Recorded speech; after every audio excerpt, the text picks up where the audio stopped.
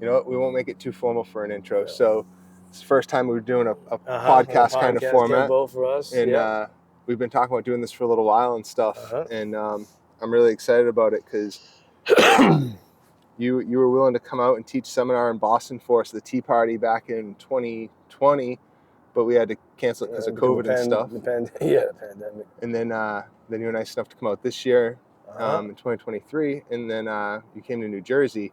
And I think the conversations that we had over that time period, talking about if you'd come to Boston and then to Jersey, was when I kind of really realized the extent at which you had trained in New Jersey. I knew you were from there. I knew that you had worked a little bit with Frank Figueroa, and then it wasn't until afterwards that I found out that you told me that you worked with Norman Sandler, and that's kind of where your Kenpo journey began. And that was really interesting to me. And I think it's something that not a whole lot of people that follow you and have seen you online on YouTube and stuff maybe know. So I figured we'd kind of talk about that so that you can share that with everybody. I mean, I met Francisco back in 93, and also Norman. Norman a little bit right after that. I met him because I bumped into him at a seminar in New York, Manhattan, called the Chinese Wang Kenpo Academy. It was ran by Jack Schamberger. So Jack Schamberger had a few people that were lineups that were teaching. One of them was Steve Nasty Anderson, along with Jody Sasaki, who I picked up at the airport and brought him over. So my uncle was nice enough to do that for me. I was like 18 years old. And during that time, I had a lot of the videos that Jody had. So I had the Kenpo material down there because, trying to learn the material. I had a bit of Larry's videos, which gave me an understanding of how to maybe understand the principles behind them. So, but I still needed an instructor. So, Jody coming over, it was a big thing. Brought me to Manhattan, and it was in there at the seminar that I bumped into Francisco Alvarez. He noticed my Kenpo patch, and he goes, "Oh, that's the Kenpo that I did in Chile, and that's what I was looking for here. Where are you learning this from?" I said, "Well, I'm looking myself, but this is what I want to do too." And then we met a guy named Guy Pisani, who was a student of Norman Sandler that was there for that seminar too. It was because of that we exchanged numbers. When he saw my patch and I saw his patch, at that time there was a big rivalry between Tracy Kenpo Karate and Ed Parker Kenpo Karate. Right. Regardless, whatever, that's history. But the idea is when he saw that patch, we felt family. So we exchanged numbers, and then that week, Norman Sandler gave me a call saying he wanted to meet me. Oh. So I go all the way to Long Island, to Great Neck, or Little Neck, one of the two, and I meet Norman, and he accepts me in as a new student from that point forward. And from that time on, I would always go see Francisco because we exchanged numbers too. So he would come. Francisco came to my place first in Brooklyn, to my basement. And this was maybe like a month after I was with Norman. And then Francisco was showing me some of the forms that I lacked, that he had from, back in Chile. Right. And so he was able to share that with me. When I got to Norman was able to sharpen that up for me and help me out with that. And also, he recognized that I wasn't really coming from American Kenpo, but my heart was really into it. I really wanted to learn this thing. I mean, I wanted it bad. Yeah. And so he still took me in and as a third brown, and then he got me from third brown, first black, second with Norman. And then it was during that time later on, through the years, from 93, 98, that I came over to Larry Tatum's dojo to basically, I was with Francisco during that time, so Francisco honored me a third degree black. But I, at the time, was trying to get a hold of Tatum too. I wanted to get to know this guy. Right. So I decided, okay, well, let me go to, since I was already going to California every year, twice a year, because my mom lived in Victorville, I had the opportunity to always come out there. Out here, I'm saying California. I thought, okay, well, you know what? I'm going to call this guy, and I'm going to tell him that I'm going to come over. And he goes, well, hey, what rank are you? I said, well, I'm a third, but I want to recertify. Well, you can do it here, and we have a test in December. And so I went there. I missed the test that Saturday because of my flight was coming in that weekend. But I still made it in that Wednesday advanced class. So there are pictures of me where you see dreads and me and Cliff together. And it was there where I tested, recertified for my third on the LTKKA. And I met Cliff, I met William, Angela, and a lot of wonderful people that became part of my journey at that time. That's really awesome. And then when I got back from the holidays, that was in December, I got back from the holidays, I tell my grandmother, you know what, I decided to move to California. She said, well, that's great. I told my mom, I'm moving out there. Larry was giving a seminar in Doylestown for David Todd. And so I decided to take a bus, a Peter Pan bus, all the way from Manhattan into Doylestown, which left me 2 towns away from Doylestown. I walked, and it was cold and it was snow, but I wanted it bad. So I got there, and when I got there, Francisco was there Oh, really? with, of course, someone that he used to date before, and Luis, and what was the other guy's name? Pedro? Pedro Blancos? Yes. They were there, and that was the first time that I met them. That was a wonderful experience because they drove me back to to Jersey, and then from there I went back to Brooklyn. But it was there in that seminar that I went up to Larry and said, "Look, I'm moving to California, and I really could use a job." He goes, "Well, we can use an instructor." Wow. And so about weeks later, Cliff calls me up and says, "Hey, well, you know what? One of our teachers is moving out of the house, so you can rent his space. When you come out," I said, "June." He goes, "Perfect." And then the guy that was moving out said, "Hey, Juan, well, I'm leaving the place because I'm gonna start working with my new soon-to-be wife in a real estate business. So why don't you take my students over?" Wow. So it all kind of bam, bam, bam, bam, bam, worked out for me, you know. So let's go back just a little bit. So before you met Vigouroux and Norman Sandler, you were learning strictly off of tapes and videos. Tapes and videos. My background was in Aikido, Jiu-Jitsu, Gosho Jiu-Jitsu, and Shotokan, and I had Taekwondo as well. Okay. So I was trying to put it together by watching the videos that I saw with Larry doing the techniques on Rick. I had my own little Rick, which was Eric Valentine, as you met the seminar. And then when Jody Sasaki came out with the full material from Yellow to Third Degree Black, I asked my dad, "Can you buy it for me?" My dad buys me the whole set, and I was just a monster in my basement, just rewinding. My VHS paid for it, but I was just learning. My brain was just a sponge at that time. Right. Big sponge. That's impressive, just being able to get through that material. Yeah, it was really hard because I was trying to put things together myself. The Perfect Weapon inspired me really even more to learn, the art, and then of course, trying to put the sets together was kind of hard to do. That's why I would create my own kind of striking set, my own finger set, my own stance set. But through the structures of reading also Ed Parker's books, volume 1 through 5, and volume 2, he was doing stances. So I really would look at it and say, okay, well, let me stay in this forward bow for about 20 minutes. I would really work my stances in a sense, and then creating my own sets with it. So what was I going to do? Except when I would see the Web of Knowledge on volume 5, there were techniques, there were sets, and form. Like, man, how am I going to learn this stuff? Because I got the techniques, but there's no sets yet. Right. But the moment I met Guy Pisani, that all changed. I met Norman, and he took me in like a son, and he really, he saw the potential in me. Yeah. I was only 18 years old. He saw the potential in me. Other than the people that were in that traditional Chinese Hawaiian Kenpo Academy, some of them were pricks. So, when I got there, because, they were talk more down to me than talk to me. Mm-hmm. And so, and then they will tell people, he's not a real Kenpoist, he's not a real Kenpoist. Well, you don't want to tell that to someone who's young and is trying to, all he wants to do is learn. Right. And better himself. Right. So why don't you direct me that way? Right. Instead of telling me that's no good because I don't want to do what you're doing. Right, exactly. So, it just...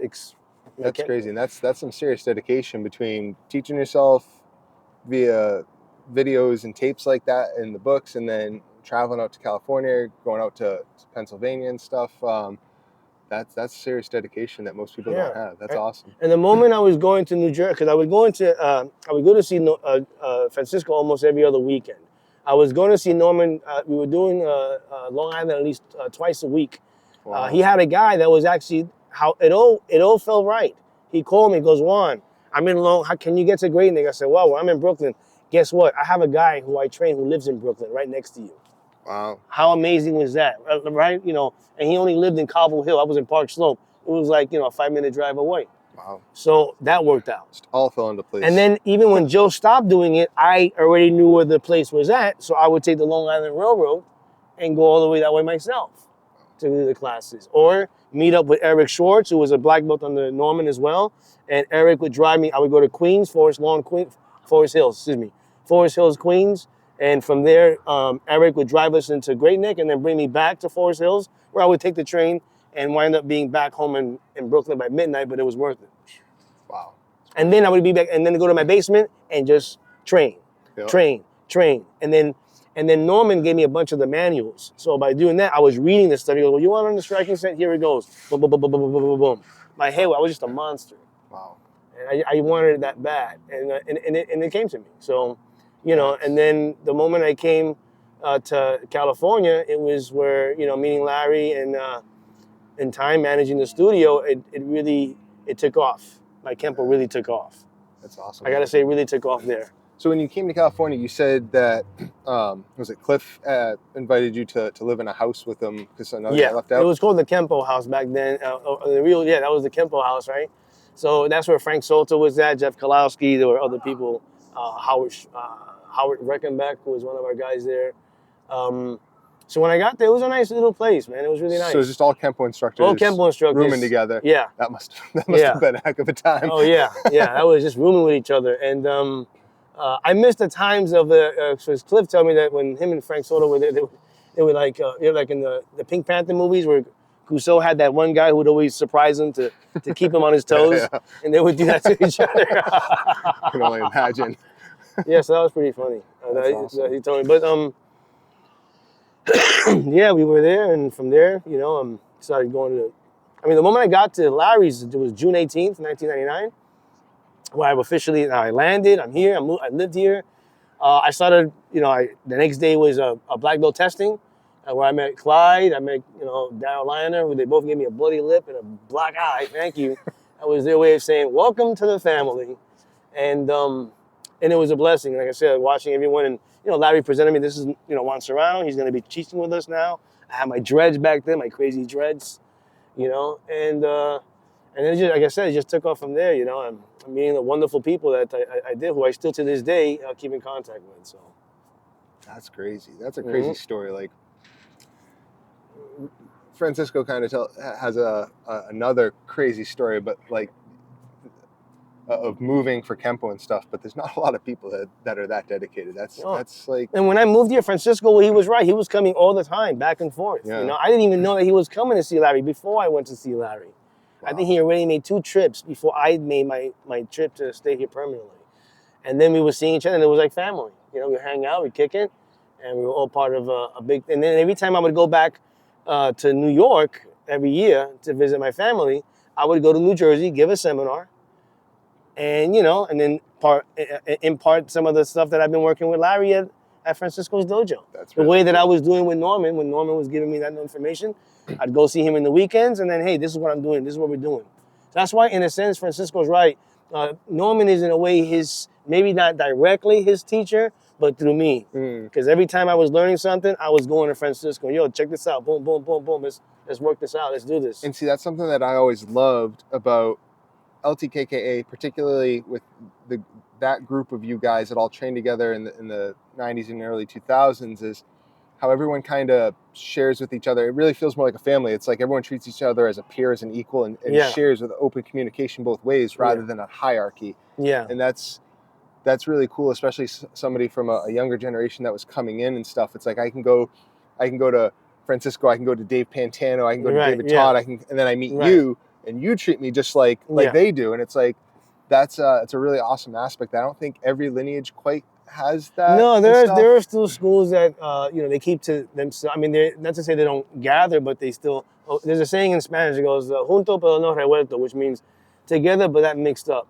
So yeah, there's schools out there that way, but hey, I give them. Just do your thing, each their own, but it was very appealing to me, and it's really cool, and it's cool to hear that that's kind of just how it was, and as the culture within, I guess, LTKKA or that school at that time, that culture of just kind of accepting and sharing with each other and stuff. That's really awesome. So you taught for Tatum for a while, and then you went and how did Casa De Kenpo come to be? Because I know this is the YouTube channel. I know you had your studio. How did that all happen? I was teaching out of a pro boxing supply store, which it was in Pasadena still, after I wasn't at Larry's anymore. And then, Cliff and I just got together and said we should do something with this, and we came up with the name Casa De Kenpo. And then that was a good, look at me, it's the original Kenpo house we had before, so. And we said we should just do this and share it, I want to just share. A lot of people said we were nuts, What are you doing? Frank, even Frank Trejo, we miss you, Frank. But I remember when we did it, he was like, well, you're not the first one to do this, to share it, but you are the first one to put out for free that way, where you're just posting it up, But I think you should make money out of that too. He was saying, and he was right, But it's just, that wasn't our approach was just to, Cliff was already doing his thing with his job. He had already working. I was already doing also property management. I felt, and for the people back in the days who really wanted to learn this and it was too expensive to learn it, here it goes. Here you go. Yeah. Here you go. And I know we only went up to second round, whatever, but we still were able to give a good build syllabus and a base behind that. Yeah. With whatever base anyone else has in the school, at least when people went home, they were able to go on a channel and look at it and review. It might, maybe certain movements had to be tweaked depending on what school you come from, but it was still informative, and it was still the American Kenpo. And we were proud about that. Yeah, and I think that you guys did a huge service to the Kenpo community. Because I know coming up through the ranks myself, it's like be trying to practice at home, forget something, go on YouTube, Casa De Kenpo. It's like, and I when I first started talking to you, I said, I don't think you realize how many people you influenced in. And I think as many videos as Tatum's put out, I think that you guys have been just as, if not more, influential. And I think you have last time I checked, you have almost 5 million views on your videos on YouTube, and tens of thousands of subscribers. That's a lot of Kenpoists that you've impacted. You know what I mean? And for me, I did, like I said, we never knew how it would impact the Kenpo world. We just did it to share, and the fruition that it's reached to this point. I'm honored to know that there are people that say, if it wasn't for you, watching your YouTube video, I probably would have joined the Taekwondo school around the corner or something. It made me want to learn Kenpo or investigate it more, and then they'll go into see Larry's videos and this guy. But we were able to start that so that way they can see a different form and to be able to progress the art and the knowledge and to keep it growing. And that's all the right reasons. That's what it's about. It's awesome. And I think that's a big part of why you guys have been so successful with it. And so real quick though, something that you said that even all the talking we've done, I hadn't realized is Casa De Kenpo, the name. So that comes right from where you guys were all living. Like, which is funny. Idea. I'm not even thinking about it, but it came out in Spanish because Cliff is also Sicilian, so it still means the same thing. Casa means the same thing, and De means the same thing. So that's why we decided to put it together. That's really cool. We had what we would call the Sicilia-Rican connection. That's cool. Well, we'll keep this one kind of short. I just wanted to again, I've had the opportunity to talk to you about these things, and I think a lot of people, from my experience talking to a lot of the people, especially from my generation in Kenpo, don't really know your whole backstory, and I think it's really awesome, awesome story. I think people will enjoy hearing it. So, and I share it because I want, also it's good for people to know. The way I look at it, you should always honor those people who have impacted your life in the martial arts. For me, it was Norman Sandler, Francisco Alvarez, Larry Tatum, and because when they're not here no more, I want to be able to say that now while they're here, because I don't want to be the guy to say it when they're not here no more. To think that I'm trying to try to get something behind that, and the reason is because out there's a lot of people who have trained with some of these great instructors, and they never bring their names up, and for what reason I don't know. But I know for sure that's not honorable. And, when someone actually put their time into your belt and worked you out, regardless of the past or whatever, you should honor that. You should remember that. Don't wait till they're gone. Do it now. So. For sure. And that's one of the things I admire so much about you is everything from what you just said to the reasons that you put out, the content you put out for free is like, you're such a genuine person and you mean so well and stuff. And it's another thing that I hope everyone will get to see and take away, even if they haven't had a chance to meet you and stuff. Yeah. So we're kind of sitting in the park here, just down the street from your house now. That's right, here in Burbank. But maybe next time we can sit down with a little bit more of a professional, formal setup and do something a little more. But I thought it'd be fun just to get this out there. More original.